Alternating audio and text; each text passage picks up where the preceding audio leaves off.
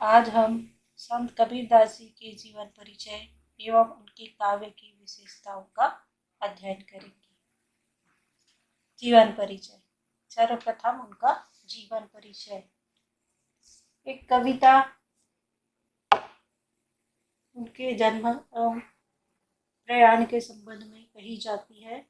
संवत 1455 कबीरा काशी जान, 1575 मगहर कियो प्रयाण।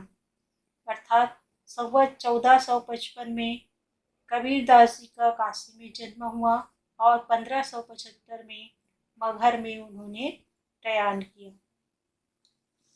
संत कबीर का आविर्भाव सन 1398 में काशी के समीप लहर तालाब में हुआ माना जाता है। इनका पालन पोषण नीरू एवं नीमा नामक जुलाहा दंपति ने किया। उन्होंने विधिवत शिक्षा दीक्षा प्राप्त नहीं की, फिर भी उनकी रचनाओं में जीवन के अनुभव भरे हुए हैं। उनके गुरु स्वामी रामानंद जी थे। सन 1518 को संत कबीरदास जी मगहर में अंतर्ध्यान हो गए। रचनाएं। कबीरदास जी ने कहा है कि मसी कागज छुओ नहीं, कलम गही नहीं हाथ। अर्थात मैंने कागज कभी छुआ नहीं और कभी कलम को हाथ से पकड़ा नहीं। कबीर पढ़े लिखे नहीं थे। इनकी रचनाएं शिष्यों द्वारा संग्रहित बीजक नाम से प्रसिद्ध है। बीजक 3 भागों में विभक्त है। पहला साखी, दूसरा सबद, तीसरा रामायणी।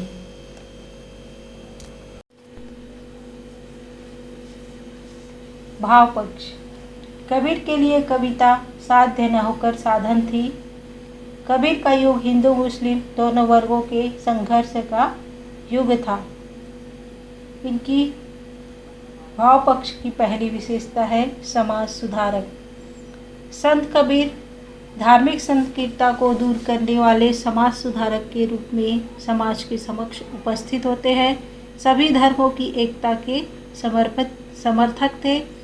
दोनों धर्मों में व्याप्त आडम्बरों के धर्म नेताओं, पंडितों और मुल्लाओं द्वारा आडम्बरों में विश्वास करने पर इस प्रकार निंदा की है। पहला, कांकड़ पाथर जोड़ी के मस्जिद लई बनाए, ता चढ़े मुल्ला बांग दे, क्या बहरा हुआ खुदाए। इस तरह मुस्लिम धर्म में जो आडम्बन था उनका विरोध किया, उसी तरह हिंदू धर्म में आडम्बन का विरोध उन्होंने इन पंक्तियों के माध्यम से किया। पाहन पूजे हरे मिले तो मैं पूजू पहाड़, ताके यह चाकी भली पी सकाए संसार। दूसरी विशेषता जाति पाति का विरोध। कबीर ने जाति पाति पर तीक्ष्ण प्रहार करते हुए कहा है, जाति पाति पूछे नहीं कोई, हरि को भजे सो हरि का होई। तीसरी विशेषता दार्शनिक। कबीर ने अपने समय में प्रचलित धार्मिक परंपराओं में परिवर्तन करके सार तत्वों को ग्रहण किया, नए संप्रदाय का प्रवर्तन किया जिसे कबीर पंथ के नाम से जाना जाता है। उन्होंने राम को स्वीकार किया है, निर्गुण सद्गुण से परे तहाँ हमारो राम। चौथी विशेषता है रहस्यवादिता। भक्ति काल में केवल कबीर के काव्य में ही रहस्यवाद की झलक दृष्टिगोचर होती है। परमात्मा का अनेक रूपों में साकार तथा निराकार अनुभव किया है। कबीर ने अपने जीवन के अनुभवों की अभिव्यक्ति व्यवहारिक विश्वासों के आधार पर की है। राम मोरे पीऊ, मैं राम की बहुरिया। कला पक्ष। कला पक्ष में पहली भाषा। कबीर के काव्य की भाषा जन साधारण में प्रचलित बोलचाल की भाषा है। उसे सधुक्कड़ी तथा पंचमेल खिचड़ी कहा जाता है। ब्रज, अवधी, राजस्थानी तथा पंजाबी भाषा के अतिरिक्त अरबी तथा फारसी भाषा के शब्दों का प्रयोग हुआ है। भाषा सरल किंतु तीखी तथा व्यंग्य युक्त है। इसी कारण कबीर को हजारी प्रसाद द्विवेदी जी ने भाषा का डिक्टेटर भी कहा है। दूसरा है अलंकार।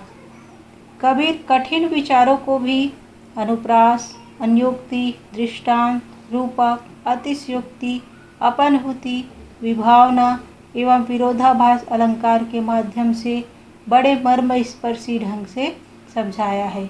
तीसरा है शैली। शैली की दृष्टि से मुक्तक काव्य शैली को अपनाया है। सभी पद अपने आप में स्वतंत्र है, किंतु उनके कुछ पदों में बड़े कथा रूपक है जो सजीव है। साहित्य में स्थान। भक्ति काल के अंतर्गत निर्गुण भक्ति धारा के प्रतिनिधि कवि संत कबीर ने लोक आडंबरों पर तीक्ष्ण प्रहार करके लोक आदर्शों की स्थापना की। कबीर का व्यक्तित्व क्रांतिकारी माना जाता है।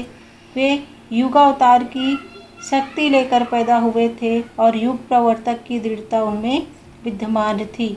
उन्होंने जाति, वर्ग और संप्रदाय से अलग हटकर मानव धर्म की अपने काव्य में प्रतिस्थापना की। ज्ञानमार्गी कवियों में कबीर जैसा अद्भुत व्यक्तित्व अन्य किसी कवि का नहीं है। अतः हिंदी साहित्य के भक्ति काल में कबीर का स्थान सर्वोपरि है। आपके पाठ्यक्रम में शामिल कबीर के दोहे का शीर्षक। पहला है गुरुदेव का अंग। इसमें कबीरदास जी ने गुरु के महिमा एवं ज्ञान के महत्व का वर्णन किया है। दूसरा है सुमिरन का अंग। ईश्वर के नाम स्मरण के महत्व का वर्णन इस सुमिरन के अंग के अंतर्गत कबीरदास जी ने किया है। तीसरा है विरह का अंग। आत्मा से परमात्मा की प्राप्ति की आतुरता का वर्णन इस भाग में किया है। चौथा है ज्ञान विरह का अंग। ज्ञान और विरह के समन्वय को ज्ञान विरह के अंग के अंतर्गत वर्णित किया गया है। पांचवा है परिचा का अंग। परिचा अर्थात परिचय। ईश्वर के स्वरूप का परिचय परिचा का अंग के अंतर्गत वर्णित है। छठवा है रस का अंग। रस अर्थात आनंद। ब्रह्मा के स्वरूप से परिचित हो जाने पर साधक को जो आनंद प्राप्त होता है वह इस अंग में वर्णित है। सातवां है लांबी का अंग। लांबी अर्थात लंबाई अथवा दूरी। आत्मा का परमात्मा को ढूंढते ढूंढते उसमें समाहित होकर परमात्मा में लीन हो जाना लांबी को अंग के अंतर्गत वर्णित है। आठवां है जड़ना का अंग। जड़ना मतलब मनन करना, अनुभव करना। ईश्वर को महान या लघु कहना दोनों ही मिथ्या है। ईश्वर के अलावा कोई दूसरा तत्व है ही नहीं, तो वह किससे बड़ा या छोटा होगा। ऐसी स्थिति में किसी आकार की परिकल्पना ही संभव नहीं है। ब्रह्मा के स्वरूप को जानने और समझने के संबंध में यह साखी है। नौवां है लय का अंग। लय माने लय या लगन या प्रेम। लय का अर्थ लय होता है, लय से प्रेम भी व्यंजित होता है और लगन भी। इस अंग में ब्रह्म प्राप्ति के लिए यौगिक साधनाओं द्वारा शरीर रूपी तीर्थराज में स्थान करने के निमित्त पारिभाषिक शब्दावली का आश्रय लिया गया है। 10वां है निःकर्मी पतिव्रता का अंग। इस अंग में आत्मा का चित्रण नारी के रूप में, परमात्मा का पुरुष के रूप में किया गया है।